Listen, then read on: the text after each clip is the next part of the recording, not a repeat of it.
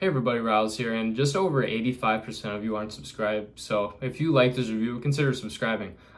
Today I'll be reviewing the brand new Justice album, Hyperdrama. It's been a hot minute since their last release over 7 years ago, which a lot of people thought was a step down from the previous releases. I don't have an opinion on it, as this is my first time ever listening to these guys, but after I came across majority of the singles and liking all of them that I've heard, I had to go and check out this album. And I gotta say, this album kicks off very well with Neverender with Tame Impala. It's an immaculately produced dance track. I love the bells and that groovy bass line. And there's some pretty deep lyrics on here about introspection, topped with great singing by Tame Impala.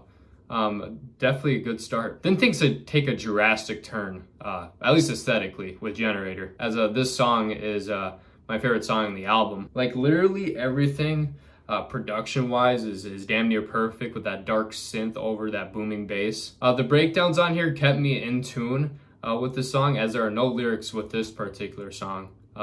Yeah, a very amazing follow-up track. Continuing with this darker sound, After Image is a very nice follow-up as well. This song doesn't hit as hard for me as Generator does, but it's still a great track in its own right.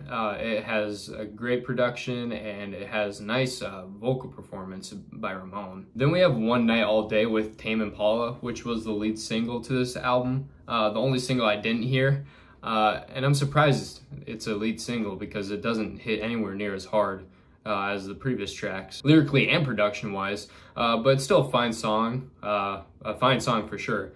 But it reminds me more of like music that you would find in the YouTube music library. Dear Allen just sounds like background music to me. Like, it's definitely the weakest song up to this point. That bass that happens in the song does go quite a bit though.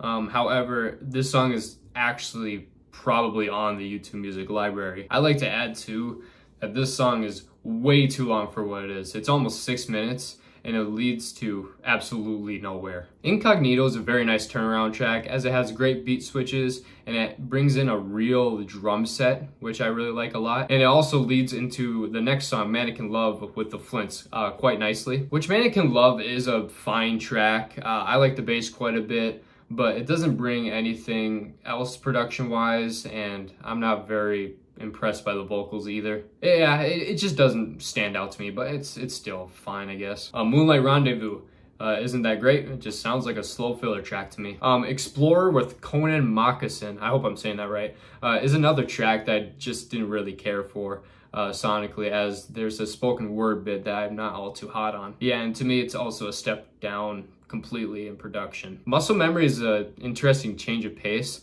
I would say it's a step up from the mid songs that we've been having up to this point. But yeah, I just wouldn't go out of my way to listen to it again. It's just fine to me. After that, we have the 28-second Heartbeat Dream interlude that leads into the next song, Saturnine, I don't know how to say that word, with Miguel, quite well. Which I've seen a lot of people dunk on Miguel's vocals on here, but I didn't mind them personally. I think it's quite nice, actually.